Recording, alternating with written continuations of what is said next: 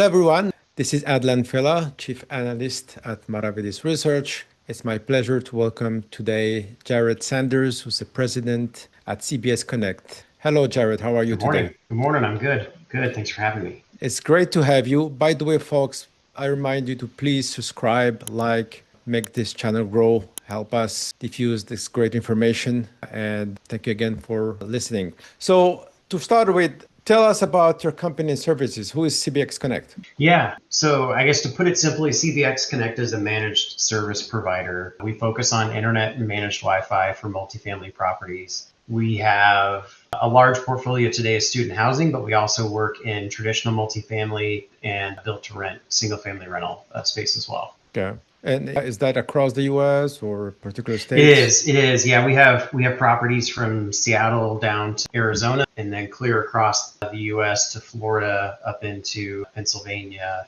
Maryland. So we're really coast to coast. How big is your footprint? So we currently have a little over 40,000 or a little over 30,000 student beds, and then we have approximately 5,000 units on the traditional and BTR space. Okay, cool. All right, and tell us something that's unique about your company. Yeah, I think the biggest thing with CVX is like everybody at our company is focused and dialed in on this concept of like a completely better experience. Like, what do we do to structure every interaction, every process to provide that heightened level of experience? And it goes beyond just the resident or the community manager. It goes to the asset management team, the operations team. We really make sure, spend a lot of time figuring out how can we make everything from sales process to project execution, post-install network management. How can we make sure that the customer's journey through all of those aspects of the life cycle are just at a completely higher level, right? And what I mean by that is not just settling for good enough, right? How many times do you reach out for a quote from a customer and it takes them 4 weeks to get back to you? That's good enough, right? They get the bid submitted, but it's not the level of experience that you would expect as a customer, right? And so those are the things that we focus on. And then we go further than that. We have a goal actually every year where we measure resident experience. And the goal is every property conversion or takeover that we do, there should be a measurable net promoter score improvement. So that way we can justify to a customer that says, hey, look, your residents are happier now than they were in the past at a very simple, level. So that's kind of where everything starts. But from there, a couple of other things that I think are worth highlighting: transparency. We take a lot of pride in making sure that the information that's provided to our customers is they don't have to ask for it. Our customers get real-time dashboards that show how their networks are performing. What's the health of the network? Like, if, one thing that we measure is out of all of the, 30,000 plus student beds, how many network attached devices are functioning at any given moment, right? Because we know that if, rather than just kind of sweep it under the rug and, if an access point is down, a resident can still connect, right? They're just going to hop onto the neighbor's, access point from a signal standpoint, but that's not the best experience, right? So we will measure all of that information. And if you have 3 access points down or 300 access points down, you're going to see that real time. So we don't hide behind anything. Our customers know exactly how things are going at any given moment. So that way we can use that information, good or bad, to help make sure that the property is always performing at its best. Okay, I mean, that's interesting and obviously essential to have tracking of customer experience. In fact, we as Maravedis, as an organization, are doing more and more of market sentiment and then a score analysis in our research. So we'll talk more about that some other opportunity.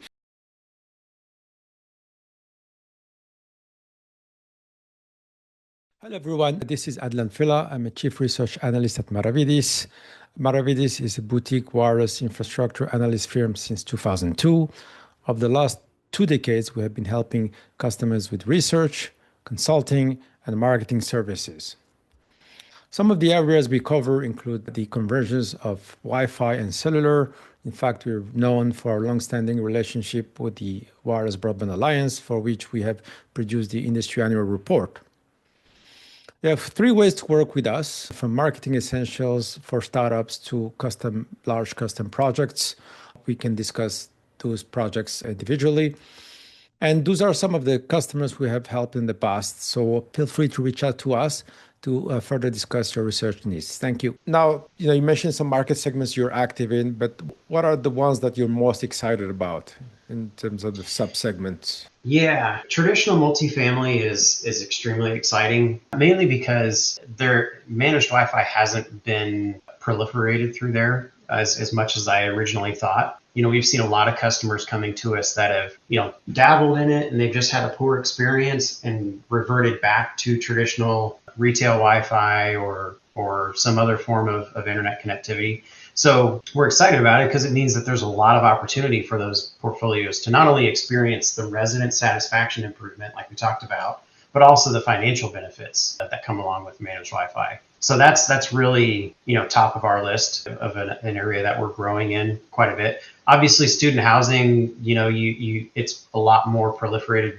today, but you've got the impact of AI now and edge computing in that space, which I think is going to be a game changer. So we're super excited about that. And then from the single family rental standpoint, if you think about installing a Wi-Fi network across a 50-acre community versus a 20-story high-rise, it's just a different environment, all right? And so naturally, there's newer technologies that I think are going to be introduced as a result of that, which are going to be, kind of a game changer for the industry. Thanks for that. Do you still see property developers or owners still sitting on the fence, not sure about the value of this whole managed Wi-Fi versus bulk internet, and what you tell them? Totally. Yeah. I mean, the biggest thing that we see is it's hard to counter, in their mind, a large internet service provider covering 100% of the upfront capital and just giving like a revenue share component on the back end. In their mind, it's like, why would I pay for that infrastructure when I'm not today? But then the reality of it is, they're not losing money, right? You're paying for that in some fashion. Usually what we see is the operating expense is much higher. And so we do a really good job of running an analysis for them and say, hey, if you were to implement managed Wi-Fi in your portfolio, even if you pay the upfront capital and you get rid of that, marketing revenue share, you take all of that out, you're still left with X amount in improved net income as a result, right? And so then from there, it's just a conversation of how much capital are you comfortable with putting up front? And so you balance okay, I'm willing to put 30,000 in and keep 20,000 in net income, or maybe I'm willing to put 180,000 in and pick up 70,000 in net income, every year at the property. And so it's more of a financial conversation at that point, letting them know the optionality that exists, because in a lot of people's minds, they just don't know that there's other options out there. Yeah.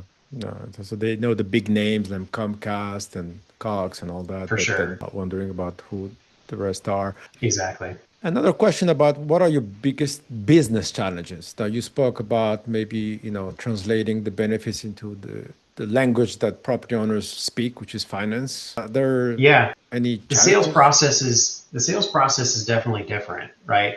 I think in the past it was easy enough. If I'm put myself in the shoes of a big box internet provider, it's a numbers game, right? Everybody needs the internet, and I've got essentially the only offering on the block, and so I'm just how quickly can I get it out in front of the masses. Now it's that sales process is turned into more of a financial discussion, right? Yeah, there's the value aspect of it for sure, right? And the managed Wi-Fi providers that we work with in this industry, there's a small subset of us that from a quality perspective, light years better than what you're going to see with the big box suppliers. But that's not enough to sell it, right? There's the financial consideration that obviously comes into play, and so you have to be a little savvy in terms of how you analyze that for the customers and walk them through, okay, this is exactly what we're expecting you to see, either from a cost savings perspective or from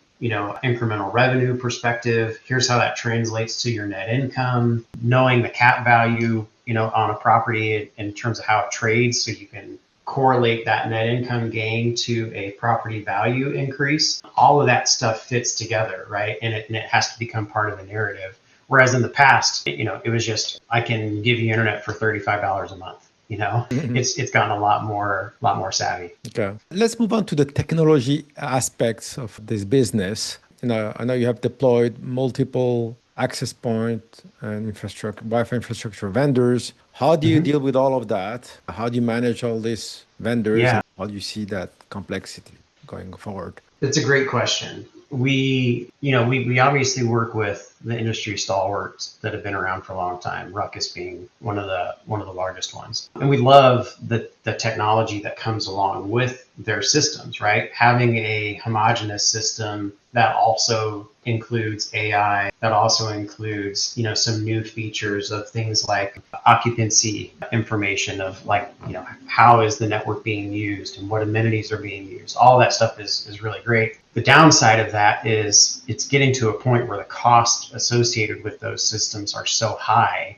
that it's difficult to get the customers comfortable, with budgeting for that. Because, from the developer's perspective, you've got the downward pressure of rates, are volatile and high, and the construction costs continue to climb. And so they're looking for whatever they can do to build smarter and drive development costs down in order to get more deals done, right? The vendors on the other end we feel are kind of pushing against that in the opposite direction, where we're finding it difficult to kind of marry those two. And so that's what has forced us to kind of get out and explore some other options. Cambium has had a good, solution. Edgecore has had a good solution. And that's where I think you're starting to see open Wi-Fi systems kind of come into play too, because the ability to bring the installation costs down is really advantageous for the industry. Okay, that's interesting. Are you deploying Wi-Fi 7 by any chance? Is there a need yet to do that? We haven't seen a lot of need. It certainly is coming. So a lot of what we're seeing more now is, you're bidding and installing Wi-Fi 6, and then you're providing essentially like an alternate that shows, what's the upgrade to Wi-Fi 7 at some point in the future. But we haven't done a ton of Wi-Fi 7 deployments today. Yeah. Final question here. If you had a magic wand, what technology or service would you add to be more successful? Yeah, so some of the areas that we're currently investing in that we feel have some good promise: private wireless, somehow finding a good blend between Wi-Fi and 5G cellular as those converge. Edge computing is big in our eyes. The ability to get, drive latency down on these networks is huge. The Mike Tyson fight last year, everybody remembers, was, just a mess. As you get all these subscribers, tuning into one program, and all of a sudden it just keeps freezing, right? So the ability to push that edge compute closer to our audience is going to be huge in the coming years. And so we're really exploring, how we can get involved in that area. So I would say those two areas is where we see a lot of promise and where we're currently investing in. Okay, that's fantastic. Well, thanks for sharing all these insights with us today. For sure. Thanks to the audience for listening. Please don't forget to subscribe and like and share and comment. And if you're interested in sponsoring future episodes, reach out to me. Thank you. Thanks a lot.